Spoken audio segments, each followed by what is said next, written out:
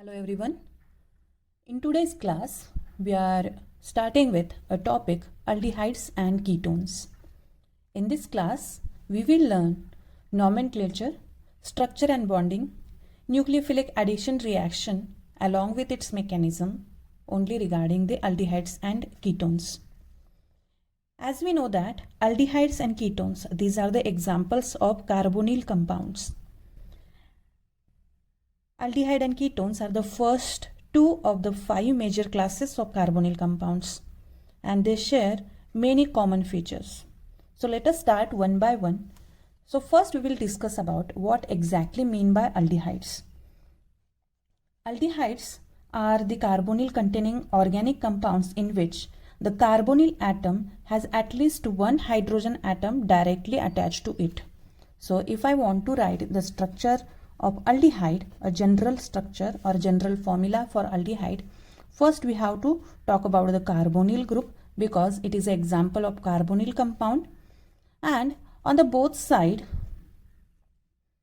we have to attach the groups, and in that hydrogen is must on one side. The other side of the aldehyde, it may contain hydrogen, it may contain any alkyl group, it may contain any cycloalkyl group or aryl group as well. So we can say that an aldehyde is a carbonyl containing organic compound in which the carbonyl atom has at least one hydrogen attached directly to the carbonyl group. The remaining group attached to the carbonyl carbon atom may be hydrogen, alkyl group and cycloalkyl group or aryl group. Hence, the linear notation for an aldehyde functional group and for an aldehyde itself are CHO, and it is also represented as RCHO. Okay, remember student, note that the ordering of the symbol H and O in this notation is HO and not OH, because OH it refers to the hydroxylic group and HO it is always refers for the aldehyde group. Hence the general formula for aldehyde group is always RCHO. Same we can apply for the ketone as well. So what exactly mean by ketone now? Ketone is a carbonyl containing organic compound in which the carbon atom has two other carbon atoms directly attached to it, and hence the ketone we can represent generally as C double bond O, and on the both side we have to attach these side groups may be of a same formula with the same functional group, or it can be different also. So we can generally represent it as RCOR dash. It may be same or may be different. So hence we can say that a ketone is a carbonyl containing organic compound in which the carbonyl carbon atom has two other carbon directly attached to it, and the groups containing these bonded carbon atoms may be alkyl, cyclohexyl or aryl group as same as that of aldehyde. Now let us begin with the first concept of this topic, that is nomenclature of aldehydes and ketones. For the nomenclature, we will discuss it separately. So let us start with nomenclature of aldehyde. So in the first nomenclature system, we will discuss about the aldehydes. So students, there are some set of rules before going for the nomenclature of aldehydes. So let us discuss one by one. Rule number 1 is what? Select as the parent carbon chain the longest chain that include the carbon atom of carbonyl group also. So first rule we can write in a short as select longest carbon chain. Then what is rule number 2? Name the parent chain by changing the suffix E ending of the corresponding alkane and replace it with AL. So we can write it as name the parent chain by changing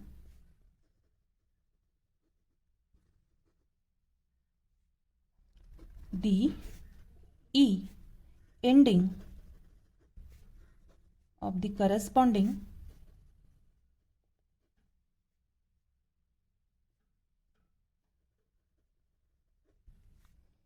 alkane name to Al. So this is the rule number 2, that we have to first select the longest chain which includes the carbonyl group. Then we have to check the number of carbon atoms which is complementary to that hydrocarbon. We have to select that alkane first, and we have to remove the last ending E, and we have to replace that ending with Al. Then rule number 3 is about number the parent chain by assigning the number 1 to the carbonyl carbon atom of the aldehyde group. So here we can talk about the numbering system. Rule number 3 says that number the parent chain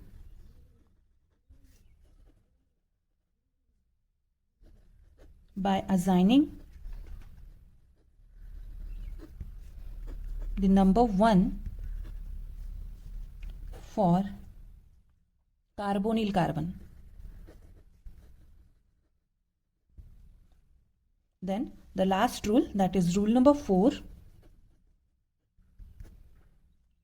determine the identity and location of the substituent, and we can add that information to the front of the parent chain name. So here we can write about this. The rule number 4 is determine the parent or determine the substituent, and always add the name of substituent in the beginning. So let us take one example. So here we will start with a simple aldehyde. For example, we can take it as carbonyl group first. On other hand, when we are talking about aldehyde, on other hand there always must be a hydrogen. On other hand, we will take a simple methyl group. So how to number this and how to write the nomenclature for such system? So it is an example for aldehyde where number of carbon atoms are 2. It contains one carbonyl group. So we have to start with this carbon atom always. So this is my carbon number 1 and this is carbon number 2. The hydrocarbon with the 2 carbon atoms, we can denote it as, we know that ethane. Ethane is a hydrocarbon which contains the 2 carbon atoms. So here, along with this set of rules, we can write the name of this particular aldehyde as it corresponds to the hydrocarbon ethane, and we have to remove this ending E, and we have to add Al over here. So the IUPAC name for such a compound, it is ethanol. It is ethanol. You have to pronounce it as ethanol only, not ethanol. If it is ethanol, then again it is an alcoholic system. It is an aldehydic system, hence you have to just remove this ending E and add the suffix as Al. So this is about the IUPAC name of this compound. But there are some common names also for particular compounds. For few compounds we have common names as well. So for this CH3CHO, for this compound the common name is acetaldehyde. So here we have applied the rules. We have selected the longest chain. Here only 2 carbons are there. In further examples we will see and we will apply all the rules. So here for this compound at least, these are the 2 carbon atoms which resemble to the hydrocarbon ethane. So we have to take the system as a ethane, remove the ending E and add the suffix Al, and this will be a IUPAC name for this aldehyde. Now here we will discuss few examples along with their formula, what will be its common name and IUPAC name. So first example we will take where carbonyl group is on the both side if we have the hydrogen. So for this we can write the structural formula is this. Molecular formula we can write it as HCHO. The common name for this compound is formaldehyde.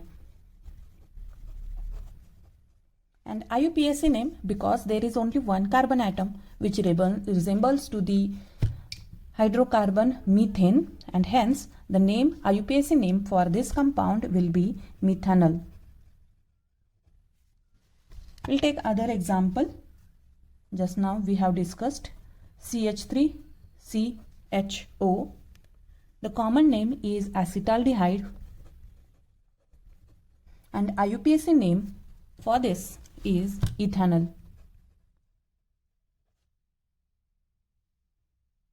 If I add another one carbon to this, CH3, CH2, C double bond O and H. The common name for this, it will be propanoldehyde. And how to write the IUPAC name for this?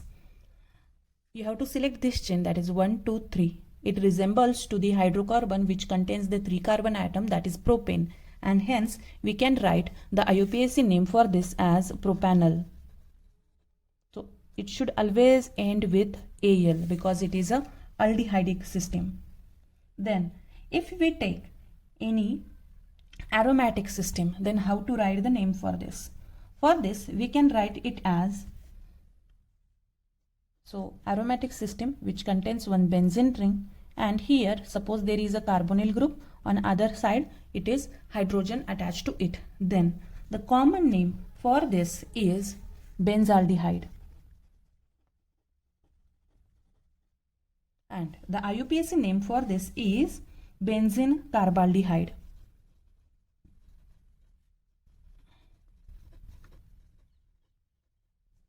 Benzene carbaldehyde. So these are the few examples we can take in the nomenclature of aldehydes. Now let us start with nomenclature of ketones. Now assigning IUPAC name to ketone is similar to that of aldehyde, except that the ending -one is used instead of -al. Now there are again some set of rules to give the nomenclature to the ketones. In that, rule number 1 is as similar to that of aldehyde, that is, you have to select the parent carbon chain, the longest carbon chain that includes the carbon atom of carbonyl group.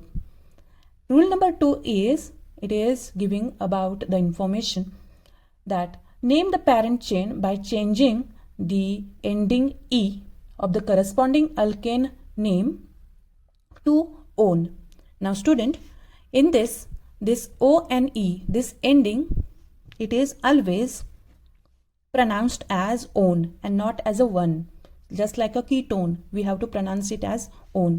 Then rule number 3, that you have to number the carbon chain in such a way that the carbonyl carbon will receive the lowest possible number.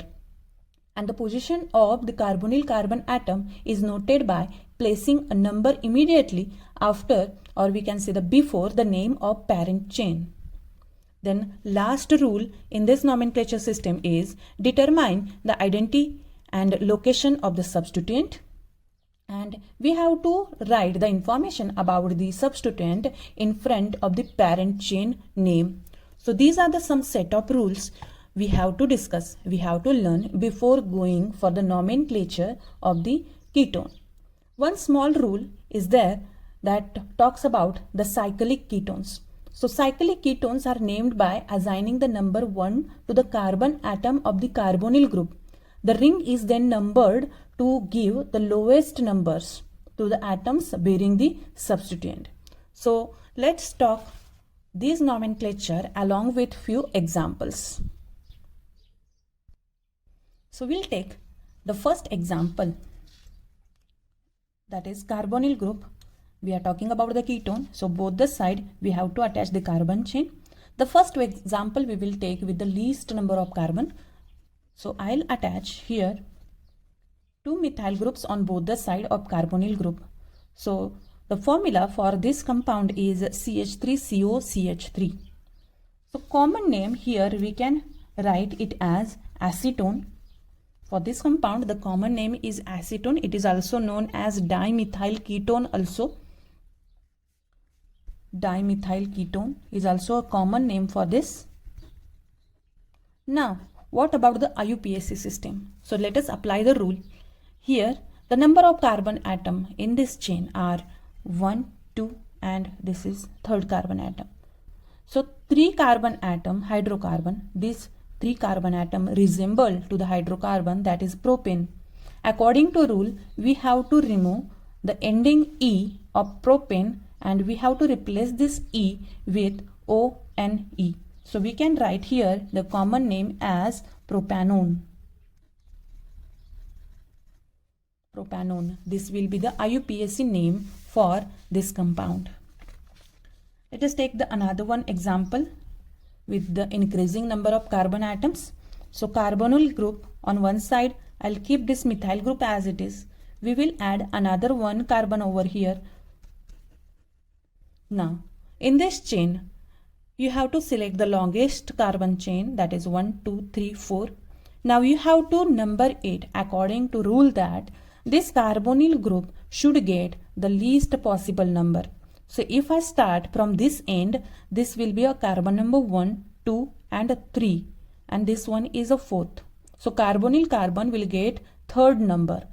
But if I start from this end, then it will be carbon number 1, this is 2 and this is 3 and this is fourth carbon atom, and this is the acceptable numbering system according to the rule that carbonyl carbon should get the lowest possible number. Now for common name, we can write it as one side it is a methyl group, other side it is a ethyl group. So we can write the common name for this as ethyl methyl ketone. And what about the IUPAC name for this? It is 4 carbon atom system and which resembles to the hydrocarbon butane, and hence we have to write the IUPAC name for this as butanone. So it can be pronounced as butanone. The another example we can talk about is with the substituent. So in this example you can see that CH3CH, CO, CH, CH3 and it has the 2 substituent. So for giving the naming for these type of system, first we have to apply rule number 1, that select the longest chain. So we can select this 1, 2, 3, 4, 5 with 5 carbon atoms, or we can take this as 1, 2, 3, 4, 5. So we can take in this example from any end. So let us consider this chain as 1, 2, this is carbon number 3, 4 and 5. So it resembles 5 carbon atoms resemble to the hydrocarbon pentane system. Now what about the substituent at exactly which carbon atom? So on carbon number 2 and carbon number 4 we have 2 substituent, that is methyl. So here if we talk about only this group, that is CH, CH3, CH3, here we can call it as isopropyl. So for naming such type of system, common name we can write it as diisopropyl ketone. But for the IUPAC we have to write the exact numbering of the substituent. So substituent, and that should come first before starting the naming of ketone. So we have the substituent at second carbon atom and fourth carbon atom. So here we can write it as 2, 4 and what is the substituent? Methyl, and they are 2 in number. So here I can write 2, 4 dimethyl, and it is a chain of 5 carbon atoms and hence it resembles to the hydrocarbon pentane, and here we can write it as the name as pentane. Pentane, remove the E, and the carbonyl ketonic group, it is present at third carbon atom, so we have to locate that position also. So it is 3 and end this with on. So IUPAC name for this compound is 2, 4 dimethyl pentane 3 on. Now let us discuss few examples about the aromatic system. So one example here I have taken benzene ring. It is attached to the carbonyl group and other side there is a methyl group. So for naming such system, the common name tells us about it is a methyl phenyl ketone. So in the common name we can write it as methyl phenyl ketone. And for the IUPAC system, it is commonly also it is known as acetophenone as well. But for the IUPAC system, we have to consider these two are the carbon atoms in the chain, and this phenyl group we have to consider as a substituent. So I can write here as a carbon number 1 and carbon number 2. So chain with the 2 carbon atoms, it resembles to the hydrocarbon ethane, and phenyl we have to take it as a substituent. Hence the name for such compound, IUPAC name for such compound is, first we have to write the name of substituent, that is phenyl, and then it resembles to ethane, and remove the E and replace it with ONE. So the common name is a methyl phenyl ketone or acetophenone, but the IUPAC name for this system is phenyl ethanone. Now another one example, the carbonyl group which is substituted by phenyl group on both the side. So here we can write the common name as diphenyl ketone. It is also commonly known as benzophenone. And IUPAC for this, these two we have to consider as a substituent. One carbon atom is left which is resembled to the hydrocarbon methane, and hence the name, IUPAC name for this system, we can write it as diphenyl methanone. So students, here are few examples by which we can understand the nomenclature of aldehydes and ketones. Now after the nomenclature, the next concept in this topic is structure and bonding of aldehydes and ketones. So in the structure and bonding, we will talk about the entire structure of a carbonyl group. Carbonyl group which is represented by the structure C double bond O, and oxygen will be having these two lone pairs. Carbon is sharing 3 sigma bonds. In that one bond, sigma bond is with oxygen and the other one is with the other two substituent, and between the carbon and oxygen there is one pi bonding. So here we can talk about the structure and bonding of aldehydes and ketones with these few representations. So as per it is shown in this diagram, both aldehyde and ketones contain carbonyl functional group. A carbonyl functional group is a carbon atom double bonded to an oxygen. The structural representation of carbonyl group is given by this. Now, in the carbonyl group, carbon and oxygen double bonds differ in major way. A carbon-oxygen double bond is a polar, and carbon-carbon double bond is non-polar. We know that the electronegativity of oxygen is 3.5, where the electronegativity of carbon is 2.5, which is the electronegativity of oxygen, which is much greater than that of carbon atom. Hence, the carbon-oxygen double bond is polarized, and the oxygen atom acquiring a fractional negative charge and carbon atom acquiring a fractional positive charge. All carbonyl groups have trigonal planar structure. The bond angle between the three atoms attached to the carbonyl atom are 120 degree, as we can predict using the VSEPR theory. So it is having a trigonal planar structure.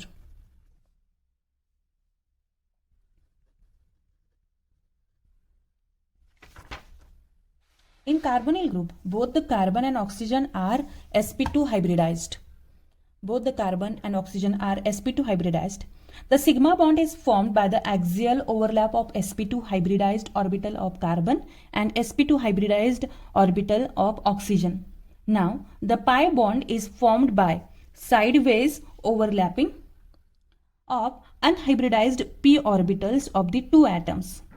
The unshared electron pairs of oxygen occupy sp2 hybrid orbital of oxygen. Because the carbonyl carbon is sp2 hybridized, the three atoms attached to it lie in same plane.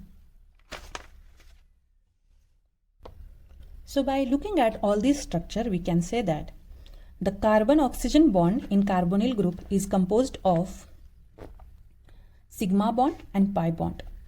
The electrons in the pi bond are not equally shared. In fact, they are pulled more towards the electronegative oxygen atom, and this we can represent by this resonance structure of the carbonyl group. So, for the resonance structure of carbonyl group, we can look at this structure and we can say that this is a sigma bond and this is a pi bond.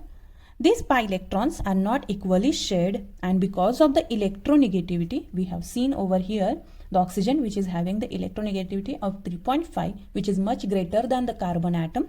Because of this electronegativity, the electrons in the pi bond are not equally shared and they are pulled more towards the oxygen atom.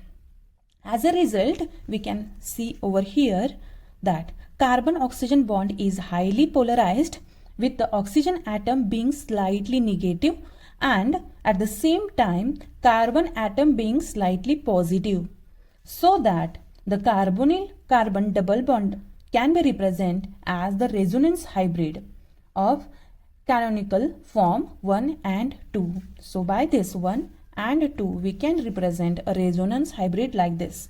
So the carbonyl carbon carries a partial positive charge. So it is an electrophilic site and react with the nucleophiles, and carbonyl oxygen carries partial negative charge, act as a nucleophilic site and react with the electrophiles, and thus the carbonyl group is extremely reactive and functions in aldehydes and ketones. Hence, aldehydes and ketones can undergo nucleophilic addition reaction.